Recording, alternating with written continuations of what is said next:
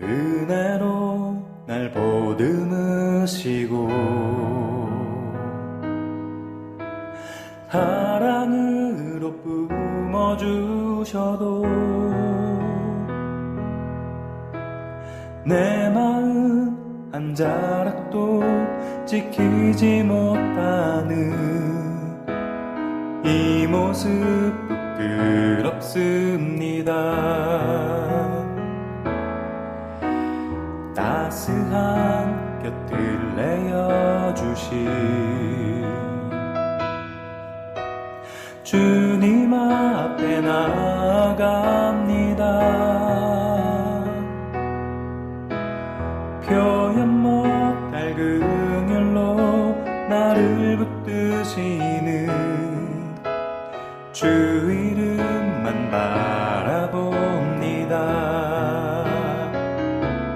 매일 마주한 슬픔을 견뎌나가며 주 예수의 마음을 닮아가네.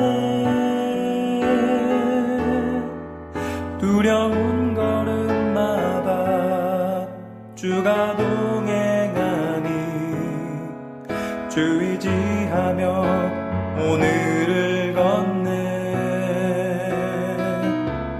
주의 신실한 소망을 깊이 담으며 주 예수의 풍요를 채워가네. 하나님의 자녀로 명예 지켜가며 깊어진 삶을 주께 드리네.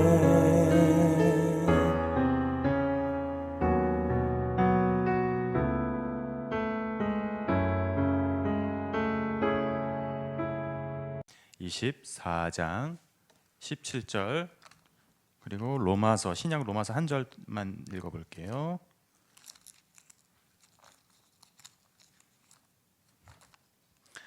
다윗이 백성을 치는 천사를 보고 곧 여호와께 아뢰어 이르되 나는 범죄하였고 악을 행하였거니와 이 약무리는 무엇을 행하였나이까 청하건대 주의 손으로 나와 내 아버지의 집을 치소서 하니라.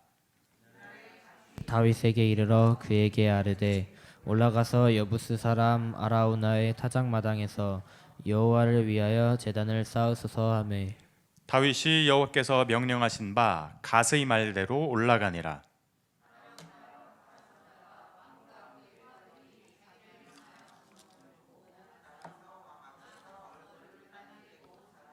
이르되 어찌하여 내 주 왕께서 종에게 임하시나이까 하니 다윗이 이르되 내게서 타작마당을 사서 여호와께 제단을 쌓아 백성에게 내리는 재앙을 그치게 하려 함이라 하는지라. 내 주 왕은 좋게 여기시는 대로 취하여 드리소서.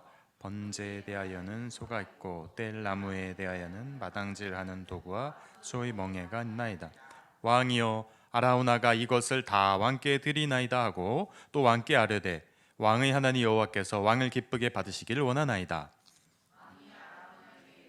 그렇지 아니하다. 내가 값을 주고 내게서 사리라. 값없이는 내 하나님 여호와께 번제를 드리지 아니하리라고. 다윗이 은 50세겔로 타작마당과 소를 같이요 그곳에서 여호와를 위하여 제단을 쌓고 번제와 화목제를 드렸더니 이에 여호와께서 그 땅을 위한 기도를 들으심에 이스라엘에게 내리는 재앙이 그쳤더라. 아멘. 로마서 3장 말씀 하나만 더 읽어드립니다.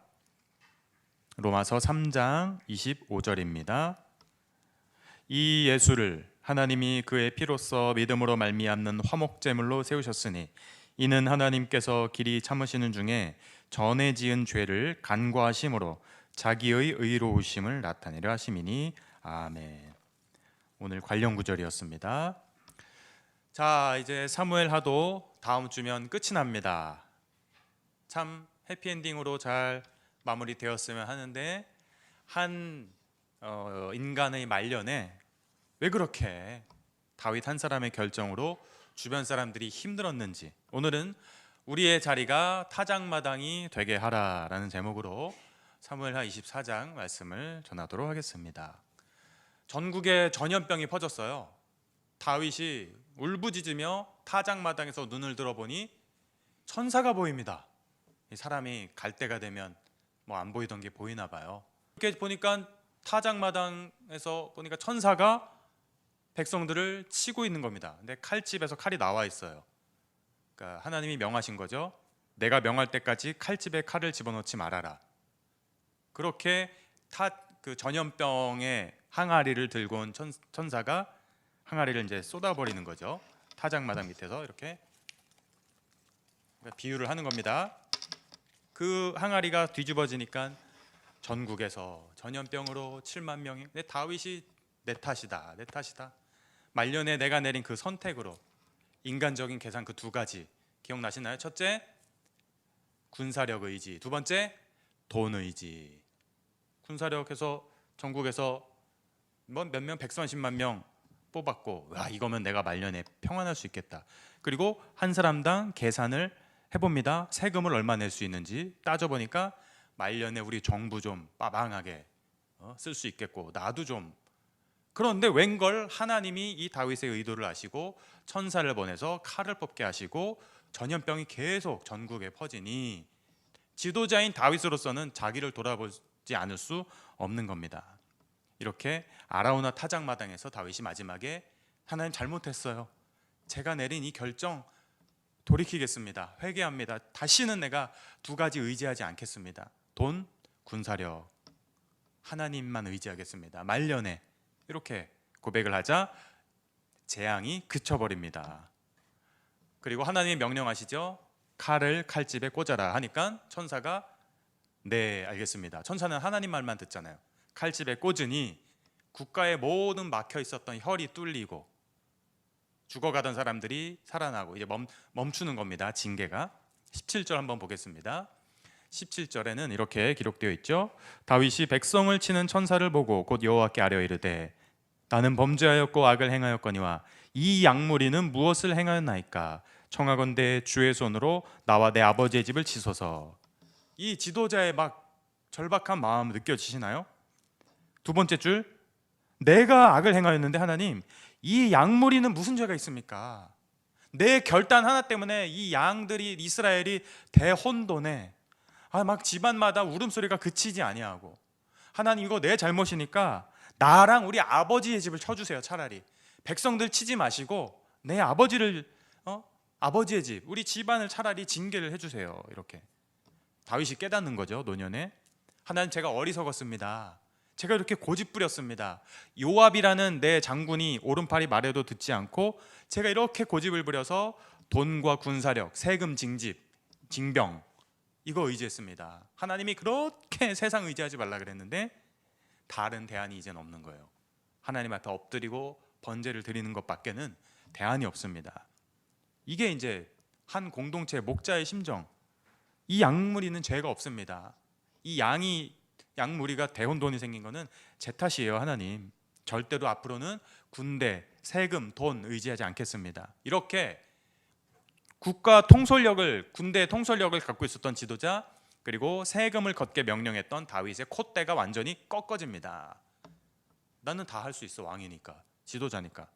내가 그냥 다윗 골리앗 죽인 이후로 승승장구했었지 이 자리까지 왔는데, 이렇게 하나님 어느덧 교만해진 자기의 콧대가 완전히 주변 사람들이 힘들어하는 것 나만 힘들면 괜찮은데 보면서 완전히 그 다윗의 콧대가 낮아지고 이제는 제정신으로 돌아오는 거예요. 내가 정신 차려야지. 내가 왜 이렇게 변했지?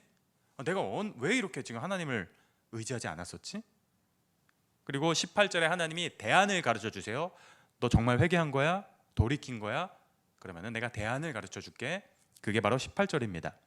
이날에 가시 다윗에게 이르되 그에게 아뢰되 올라가서 여부스 사람 아라우나의 타작마당에서 여호와를 위하여 제단을 쌓으소서. 선지자가 얘기합니다. 저기 아라우나라는 사람이 있는데요, 거기에 왠지 거기는 모르지만 그 부동산 부지에 가면은 타작마당 곡식 터는 데가 있는데 거기서 예배를 드리세요. 아라우나? 그 사람 우리나라 사람 아니잖아. 맞아요. 외부에서 유입된 사람이에요. 아니 하필이면 우리 히브리인 중에 히브리인 선택하지 왜 하나님은 외부 사람을 들어서 이 문제를 해결하게 하시지? 이게 다윗은 궁금증입니다. 그러나 순종해야 되니까, 말씀에 순종해야 되니까 하나님이 주신 대안에 엎드립니다. 그 장소가 어디라고요? 아라우나의 타작마당. 바로 여기서 다윗이 예배의 무릎이 회복되고 하나님 앞에 꺾지 않았던 무릎이 다시 꺾어집니다. 나 혼자 살 수 있어, 나 혼자 이거 다 계획대로 할 수 있고 세금 정책, 국가 정책으로 유토피아 이룰 수 있어 라고 했던 그 무릎이 드디어 꺾어집니다. 누구 집에서요? 외부에서 들어온 아라우나의 타작마당에서 그가 예배를 회복하게 됩니다. 모든 문제 해결의 시작, 출발점은 바로 예배의 자리예요. 성도들이 이거를 모르는 분들이 가끔 있습니다. 그래서 밖에서 해결을 하려고 그래요. 사람을 통해, 친구를 통해, 방법을 통해. 그러나 오늘 본문을 말씀합니다. 이 외부적인 방법에나 철저히 타작마당에서 무릎을 꿇는 그 행위가 회복되지 않으면 대안은 없다. 이렇게 다윗은 타작마당에서 기도, 찬양의 회복, 말씀의 회복, 순종의 회복, 엎드림의 회복, 이게 시작되는 거예요. 절대 이제 외부에 눈 돌리지 않습니다. 자기 방식으로, 애국 방식으로, 세상 방식으로 해결하는 것이 아니라 철저히 하나님 방식으로 돌아가게 됩니다. 21절 이렇게 제안을 하게 되는 거죠. 이르되 어찌하여 내 주 왕께서 종에게 임하시나이까 하니 다윗이 이르되 너에게서 타작마당을 사서 여호와께 제단을 쌓아 백성에게 내리는 재앙을 그치게 하려 함이라 하는지라. 자, 다윗이 지금 토지 거래를 제안하는 거예요. 아라우나가 깜짝 놀랍니다. 아니 생각해 보세요. 여기 창고 앞에 땅이 있는데 갑자기 국가 지도자가 오더니 이 토지를 팔라는 겁니다. 창고 주인한테 옆에. 그러니까 깜짝 놀라는, 아니 여기까지 왜 오셨지? 게다가 나는 아라우나 외부에서 들어온 이방인이잖아요. 그런데 다윗이 여기서 뺏지 아니하고 거래를 제값 주고 사겠다는 겁니다. 여기 한 평이 얼마입니까? 그때 아라우나가 평당 얼마입니다. DC는 안 되고요. 아무리 왕이지만. 그래서 제값 주고 세겔 거래를 하는 거예요. 사무엘하 11장에 누구를 빼앗았죠? 우리아의 아내를 빼앗았던 다윗이 이제는 크게 그냥 첫째 잃고 셋째 잃고 크게 한번 힘들고 나서는 나는 왕이지만 토지 거래, 제값대로 거래하겠다라고 아라우나한테 지금 제안을 하는 거예요. 너 나 왕이라고 주지 마. 공짜 없어 세상에. 나 공짜 탐냈다가 크게 혼났었잖아. 내가 여기 네가 아라우나가 갖고 있는 토지 시세대로 거래할게. 이렇게. 그러자 22절 아라우나가 이렇게 얘기하죠. 아라우나가 다윗에게 아뢰되 원하건대 내 주 왕은 좋게 여기시는 대로 취하여 드리소서. 번제에 대하여는 소가 있고 뗄 나무에 대하여는 마당질하는 도구와 소의 멍에가 있나이다. 대통령과 지금 아라우나가 거래하잖아요. 그죠? 네 가지가 나옵니다. 이 땅을 사신 후에 그 재료들은 제가 준비하겠습니다. 네 가지 뭐요? 소, 뗄나무, 도구, 멍에. 네, 이거 다 값을 지불해야 되는 거잖아요. 다윗이 아니다. 소 한 마리 얼마니? 뗄 나무들, 그리고 이거 소 목에 매는 이 멍에들 내가 다 지불하겠다. 이렇게 번제, 하나님이 예비해 놓으신 번제용 소, 번제용 뗄나무, 번제용 도구와 멍에, 이거는 바로 예배의 회복을 상징하는 장치들입니다. 자, 이렇게 하나님은 아라우나의 타작마당에까지 가서도 다윗이 예배를 회복할 수 있게끔 이미 다 여호와 이레로 예배하셨어요. 아브라함이 아들을 바치러 올라갔을 때 모리아 산에서 하나님이 숫양을 예비해 놓으신 것처럼 여호와 이레 하나님이 예비하셨구나. 이 타작마당에 와보니까 하나님께 드릴 예배용 소, 그리고 뗄 나무, 도구, 멍에들, 예배만 내가 회복하면 되는 건데 내가 왜 이거를 못 보고 있었지? 이렇게 된 거예요. 23절 이렇게 대가를 치르겠다고 다윗이 얘기합니다. 23절 같이 읽어봅니다. 시작. 왕이여 아라우나가 이것을 다 왕의 하나님 여호와께서 왕을 기쁘게 받으시기를 원하나이다. 자, 아라우나가 너무 황공해서 다윗이시여 왕이시여 다 이 땔감들 소들 왕께 드리겠나이다. 하나님께 예배 회복하세요. 번제로 드리세요. 번제가 뭡니까? 태워서 드리는 제사. 소를 각을 뜨고 칼로 쳐서 태우고 기름을 태우고 소의 지방이 뚝뚝 떨어지면서 불이 더 붙고, 그러면서 다윗이 지었던 죄를 이 소가 전가받는 겁니다. 소 머리 위에 안수를 합니다. 그래서 다윗이 두 가지 큰 범죄했던 것, 하나님 내가 돈 의지했던 것, 군사력 의지했던 것, 이것이 이 소로 전가됩니다. 그리고 안수하는 순간 다윗이 지었던 심판받아야 될 그 심판이 소에게로 전가되는 거예요. 그게 번제입니다. 그리고 소의 각을 뜨고 태우기 시작합니다. 네. 그래서 번제로 드려지는 거예요. 그래서 하나님 여호와께서 왕을 기쁘게 받으시기를 원하나이다라는 말은, 다윗의 예배를 회복했다라는 것을 하나님이 인정해 주시는구나. 뭘로 말미암아요? 번제, 그 피로 말미암아. 24절, 왕이 아라우나에게 이르되 그렇지 아니하다. 내가 값을 주고 너에게서 살리라. 값 없이는 내 하나님 여호와께 번제를 드리지 아니하리라 하고 다윗이 은 50세겔로 타작마당과 소를 사고. 자, 이렇게 죗값을 또 더 줍니다. 토지값 외에 얼마요? 50세겔. 내가 대가를 치르겠다. 난 많이 가진 사람이지만 많이 가진 사람에게, 많은 달란트를 가진 사람에게는 하나님이 많이 요구하신다.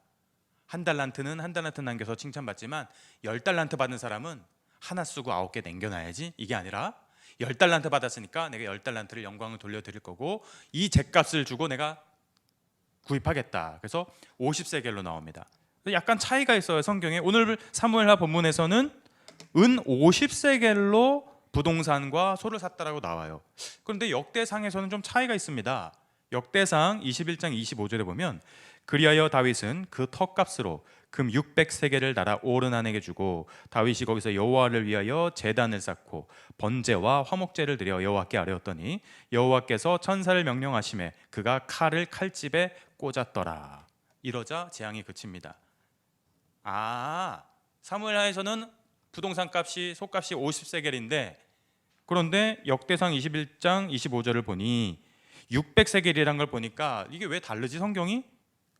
이스라엘이 12지파였구나. 그러니까 12지파 한 지파당 아마 50세겔씩 지불한 것 같아요.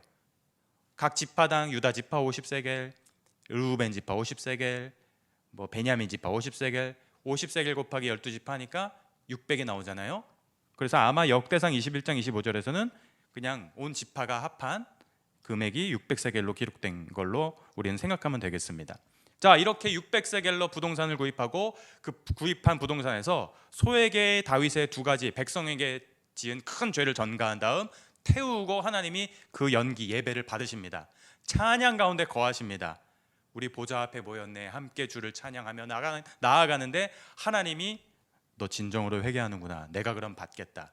천사야, 칼을 멈춰라. 그러니까 온 백성 7만 명에게 칼을 치던 천사가 칼을 칼집에 꽂았더라. 이렇게 이스라엘에게 내린 재앙이 끝이 납니다. 재앙의 종결.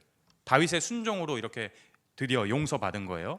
그 용서받은 그 중심에는 뭐가 있습니까? 오늘 제사, 번제가 있습니다.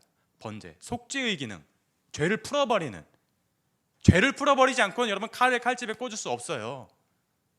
모든 가정마다 칼이 끊이지 않고 대대로 내려오는 이 악습관들, 죄들, 그냥 뭐 할아버지 할머니 때부터 아버지 때까지 자자손손 속죄 없이는 회복이 없습니다. 사람들이 이걸 몰라요. 그러니까 자꾸 세상 가서 세상 방법으로 해결하려고 이 사람 만나고 저 사람 만나고 이렇게 머리 쓰고 저렇게 머리 쓰고, 그러나 어려움이 그치지 않는 이유가 뭡니까?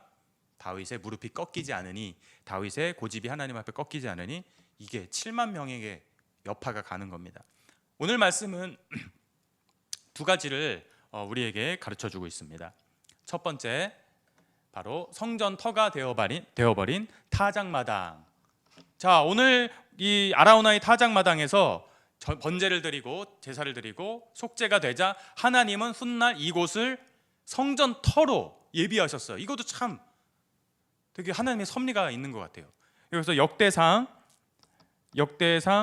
22장 1절에 보면은 이렇게 기록되어 있습니다.